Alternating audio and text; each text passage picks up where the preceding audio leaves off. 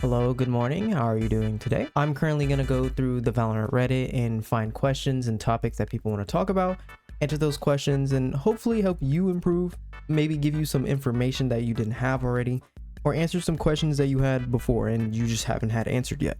So for the first one I found is maining multiple agents bad? I actively play Skye, Sova, Omen, Jett, and Astra. I usually fill for my team every round because I like to. I think I play them all decently well. I watch videos and kind of study how higher ranks play. With those agents, I frag out well and support my team with all of them.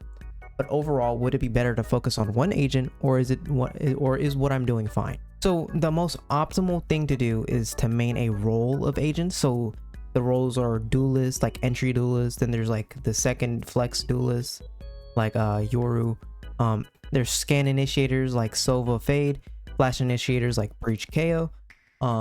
There are sentinels like Cypher, and then controllers and smokers. For example, maining one of those roles is really good because once you learn that role enough, you know how to play them subconsciously. Why playing subconsciously with your utility and understanding how to use it subconsciously is really important, because you don't want to be constantly thinking of how to use your util, because it takes up too much like space in your brain. It makes you react slower to the people who are in front of you while you're trying to fight. It makes you react slower to gunfights. It makes you react slower to using util in general. So you just become much slower than you could be if you actually understood the agents you're using. So like as you go up in the ranks, so say Immortal Plus, people understand their role and understand the characters they're playing like the back of their hand. So they're mainly focused on their gunfights and the people who are going to appear on their screen. And so they'll just instantly tap you. So that's why maining a role of agents is good. So pick one of the roles, main a couple agents in that role or the agents in that role, and you should be perfectly fine. Any Skye/initiator flash tips and tricks? So I'm Hearthstuck Platinum console player, and my MMR usually put me against people that are Gold 3 and Diamond. And I've been trying to use Skye a lot on her go-to maps such as Split and Bind. Reason I am asking for tips is because I am having a hard time trying to get her timing down on her flashes. I know how to use her dog properly to clear out corners, angles, but her flashes I'm having a hard time to get down, especially when it comes to setting up my team properly, because nobody on my team will have mics, and it's really hard to try and set up my team with flashes in general properly, because when nobody's communicating, and then if I do flash and I accidentally flash my teammates, they'll turn on their mics, talk shit, and they'll go quiet for the rest of the match. So instead of you flashing for your teammates like from a distance, you want to start engaging and asking your teammates to help you with a fight you're going to take. So for example, on Skye, usually your first flash is going to be for information. So on Bind Be Long, you typically either want to dog long, or you want to use your flash for long to get the information if somebody's there. Sometimes you don't use it because you don't need to, sometimes you do. It's very dependent on the people you're going against and just things that's happening in the game. So for your last flash, or just for a flash in general, say you want to push a point, so you want to go back site. Instead of you flashing for your teammates to do it, ask your teammates to come with you. I'm going to flash in this area so we can take it. So I asked my Jett comes with me, and I'm like, I'm gonna flash back site. Let's peek together through this smoke. Flash. And then that's how you can effectively do this in ranked, instead of trying to be very coordinated with your team. Now you're taking control of the engagements you're taking, and you're taking control of how you're using your Skye flashes and how you're doing things, so you can actually understand what's happening, instead of you just throwing a flash, don't know what's really happening. You're just throwing a flash, your teammates try to play off it, or you have to try and use a flash to help your team. Instead, you're using a flash to help you and your teammate, and so it's just much easier to coordinate. It's much easier to get through to other players. That's the main thing. Now for Skye, some tips I would say is your first flash is for information. Now that Skye's been nerfed, she doesn't have a regen on her flash, so you have to be very sparing with how you use it. So her flashes, you want to use one for information, and then you use the other one to help engage fight. That's basically it for that one. Any tips? I main Phoenix and play in Diamond MMR. As a Plat 3, I consistently do way better on defense than attack.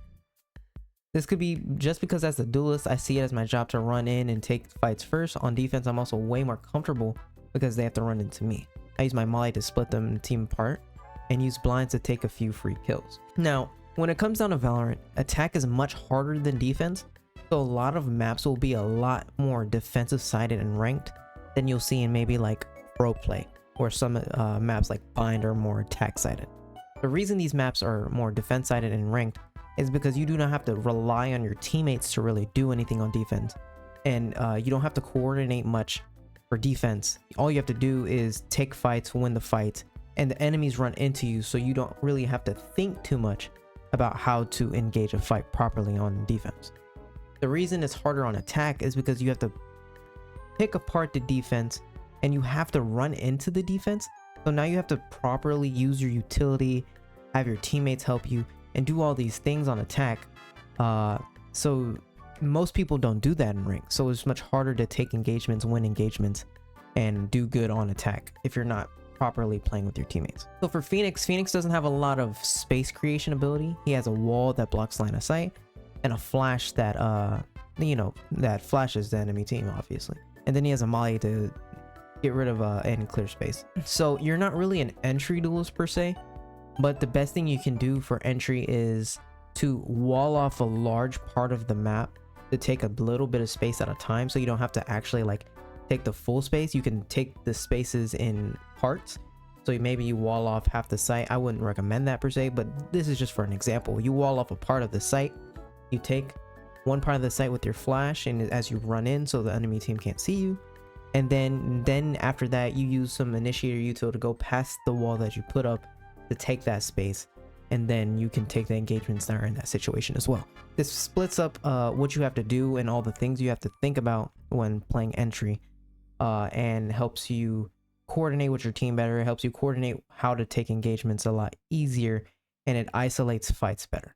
That's what I would say to do on attack. You have to play with your teammates. You have to make sure to actually ask for initiator util as well, because the initiators are very, very important on attack.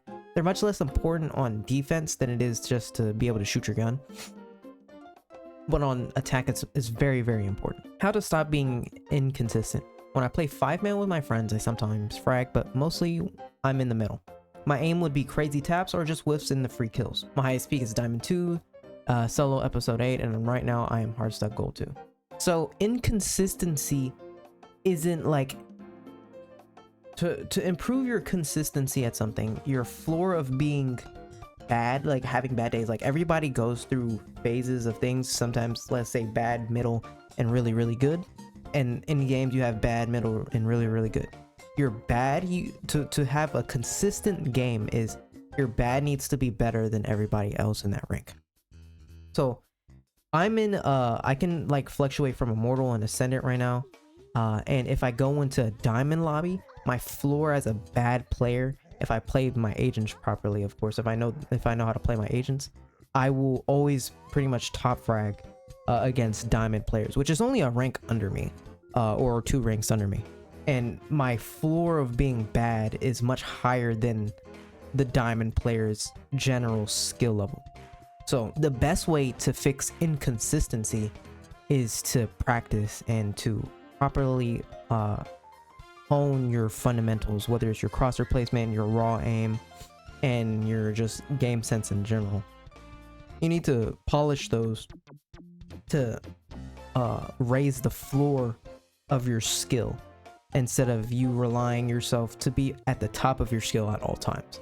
That's what helps bring consistency. It may sound stupid and it may sound annoying to hear, but you're not gonna be consistent if, 1, you don't consistently practice something, and 2, if you don't consistently play the game and do all these things and make sure you're properly applying the fundamentals in every game.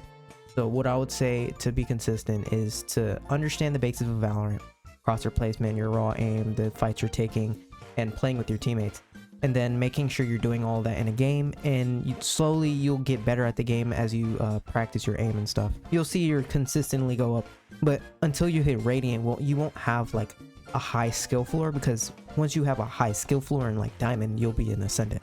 So now your skill floor is low compared to Ascendant. So until you hit the highest rank, you always feel like you'll be inconsistent. For the last one, it is counter strafing, yes or no. I know, there's a lot of debate about whether counter strafing is necessary. Even though I'm not really a CS player, I keep counter strafing out of habit and time my shots with it. I understand that if you're a new player, it might not be essential, but if a CS player switches over, I feel like it doesn't hurt to counter strafe either. If anyone has advice from pros or insights whether they counter strafe or not, I'd like to know. So the reason CS players counter strafe, it is because in CS and like the engine it runs on and like all the coding stuff, I don't know, I'm not, that's not my field, is because when you stop, so say you take your key, you off your, like your finger off a movement key, you'll still keep moving in the direction you're going for a little bit. So the way Counter-Strike players combat this is by tapping the other movement key. So you say you're going right, you tap left to immediately stop, and so you can fire your weapon. In Valorant, it's much different. In Valorant, once you let your hand off the key, it pretty much stops immediately, and you can pretty much instantly shoot your gun after like a small timing window. So it's not as important in Valorant. Now, counter strafing, there's nothing wrong with counter strafing. It actually is like so infinitesimally better by like maybe a millisecond or so, like literally nothing. But it also helps you time your shots better. So even when you do stop immediately in Valorant, you cannot instantly shoot your gun. But with the counter strafe, it might help you time your shots better. So when you can actually shoot your gun and do all these things. So there's not really any like wrong, there's no wrong way to counter strafe, or not like that. There's no like if it's better to counter strafe and if it's not. It's really up to personal preference, what you're used to and what you do. It's not that deep. It's not very important. But that will be it for today. I hope you enjoy. I will try to do this weekly now. If you do want to ask questions, leave it in the comments. Feel free to do that. Go into my Discord in the description, DM me, or just leave it in one of the Discord channels, and then I'll actually have that in my next time I do this. So anyway, I hope you enjoy. Have a good day.